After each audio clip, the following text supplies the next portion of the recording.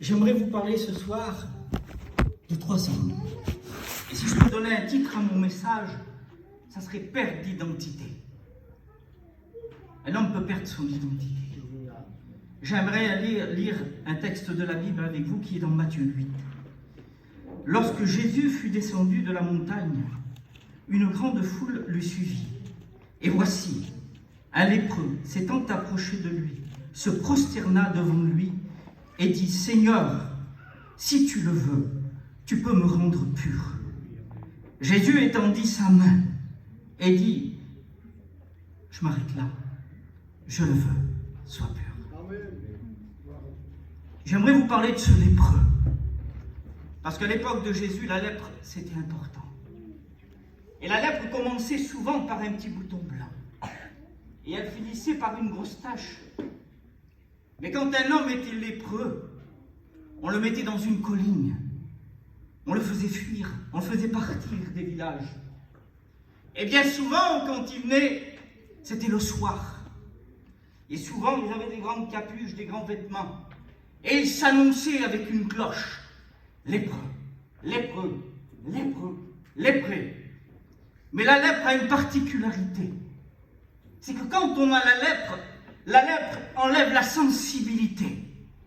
Avec la lèpre, on est capable de marcher et de perdre un bout de nez, de perdre une oreille, de perdre un doigt.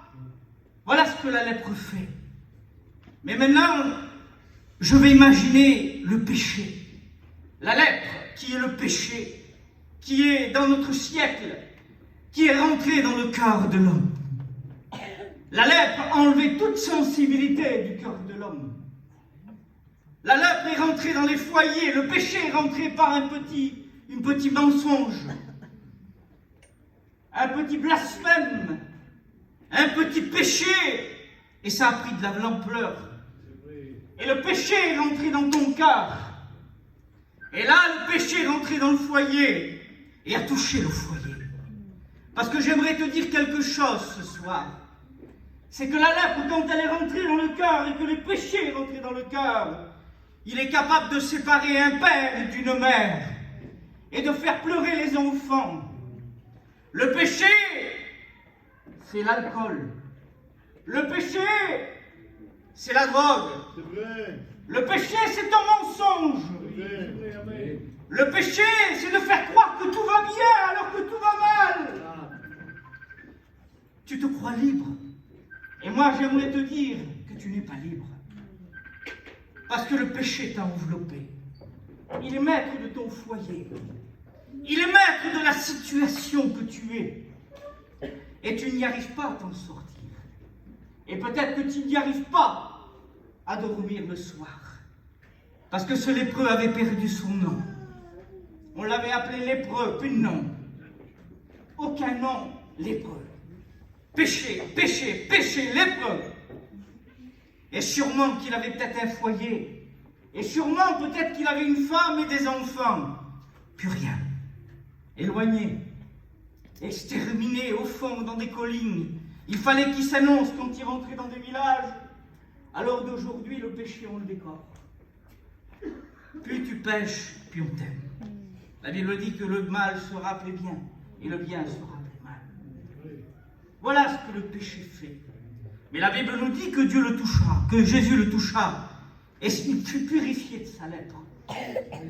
J'aimerais vous parler encore d'un autre homme qui est dans Marc 5. Jésus dit, il était sur la barque. Il dit, passons de l'autre bord.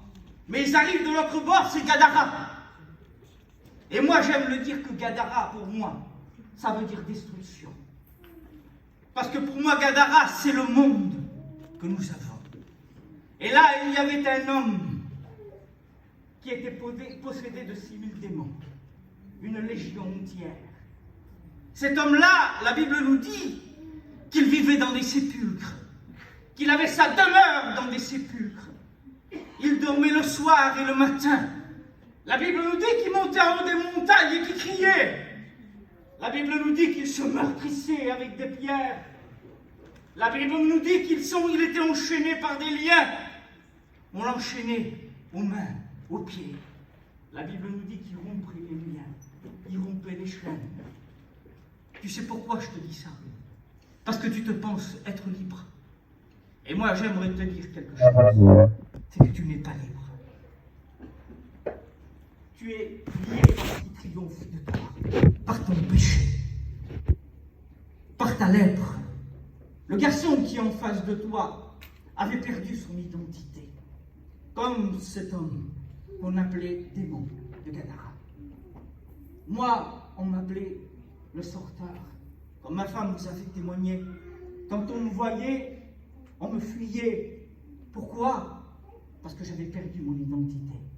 J'étais le garçon à ne pas fréquenter. Mais pourquoi?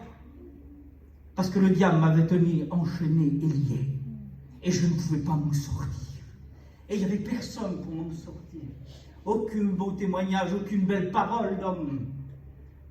Personne ne pouvait rien pour moi.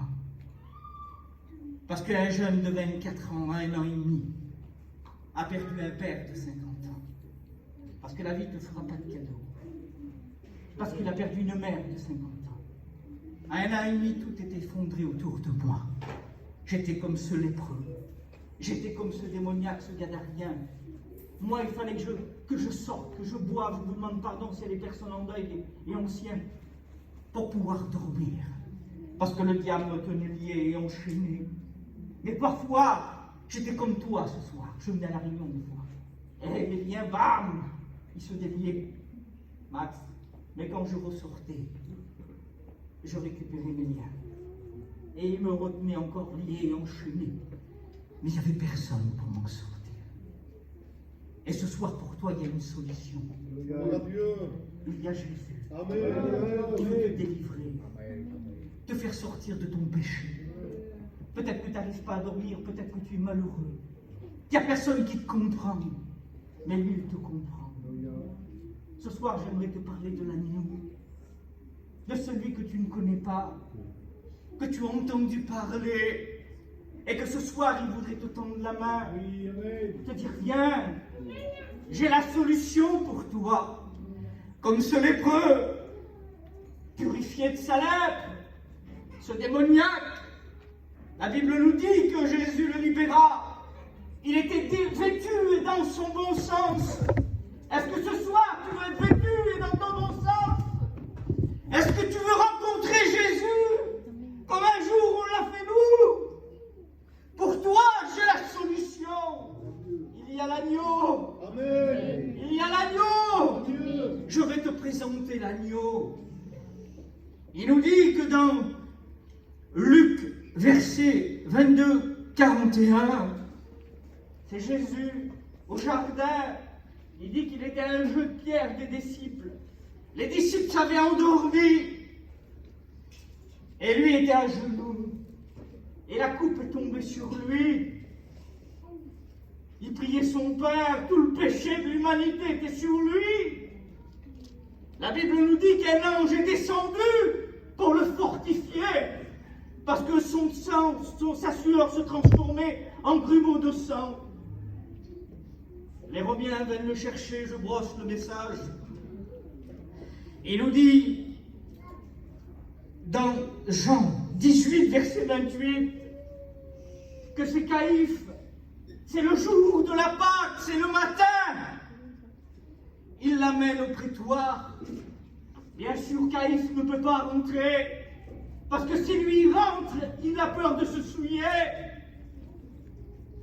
Et il nous dit dans Marc 15, verset 17, qu'on lui retire ses habits, ses vêtements, on lui met un vêtement pourpre, on se moque de lui, on lui tresse une couronne d'épines sur sa tête, et avec un roseau, on frappe sur sa tête.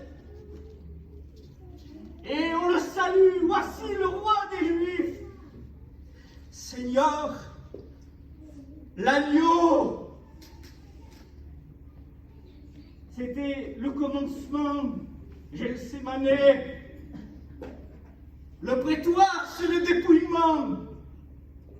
Jean 3,16, c'est l'agneau qu'on amène à la boucherie.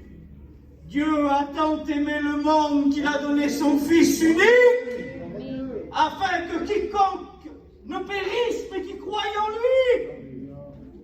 Un homme de 33 ans qui est monté sur une croix pour toi, pour moi. On a transpercé son côté. On a percé ses mains. Son sang a coulé. Pour toi, pour moi. Qu'est-ce que tu vas faire ce soir? Tu vas l'accepter? Ou tu vas faire comme ces Romains? Je te salue et je m'en vais. Jésus, au prétoire, n'a jamais détourné le visage de ses oppresseurs. Est-ce que tu sais pourquoi? Parce que même qu'on le fouettait, même qu'on lui crache au visage, il n'a jamais détourné son regard. Même qu'on lui a mis une couronne d'épines sur sa tête et que son sang coulait, et que son front s'enflait, la Bible nous dit qu'il était irreconnaissable. Il n'a jamais détourné le visage. Tu sais pourquoi? Parce qu'il disait, c'est pas écrit, mais c'est moi qui vous l'ai. Si je détourne mon visage de lui, il va croire que je ne l'aime pas. Mais comme je l'aime, je ne veux pas détourner mon visage. Même si toi, tu me craches au visage, je t'aime. Même si toi, tu mets une couronne d'épines sur la tête, je t'aime. Même si toi, tu m'enlèves mes vêtements, je t'aime. Même si toi, tu me drogues, je t'aime. Même si toi, tu te saoules, je t'aime. Même si toi, tu es le plus grand des menteurs, des escrocs, je t'aime. Même si tu es ce que tu es, je t'aime. Pourquoi? Parce que j'ai donné ma vie pour toi. Et j'ai besoin que tu viennes à moi. Afin que tu puisses dormir dans la paix. Afin que tu puisses reconstruire ton foyer. Afin de bâtir ta vie sur le roc. Comme moi j'ai fait. Comme les frères ont fait. Quand je l'ai rencontré l'anglais, on aurait dit qu'on allumait un feu chez moi dans ma caravane, tellement que l'enfer était chez moi, j'avais rien, pas d'argent, mais j'avais le cœur plein de Jésus. J'aimerais tellement que tu le rencontres ce soir, parce que Jésus t'aime, Jésus t'aime, et il ne cessera jamais de te dire, jeune homme, il t'aime, il vous aime. D'un amour inconditionnel. Peut-être que tu ne comprends pas, mais Jésus t'aime. Je ne vais pas aller plus loin parce que le Saint-Esprit t'en mieux que moi. C'est pas à force de paroles qu'on convainc. Il faut que Jésus t'occupe. Il faut que Jésus touche ton cœur. J'aimerais tellement que tu fasses cette rencontre avec lui, que tu puisses faire comme nous on a fait. Peut-être que tu es une femme toute seule. Peut-être que tu combats toute seule. J'aimerais te dire que tu as Jésus dans ton foyer. Amen. Si tu lui donnes ton cœur. Dis-toi bien que l'arme du chrétien, c'est la prière. Amen. Si un jour ma femme a prié, Dieu a touché mon cœur. Et si moi j'ai prié, Dieu a touché le sien. J'aimerais te sortir de là où tu es. J'aimerais qu'on couvre les fronts. J'aimerais te faire mettre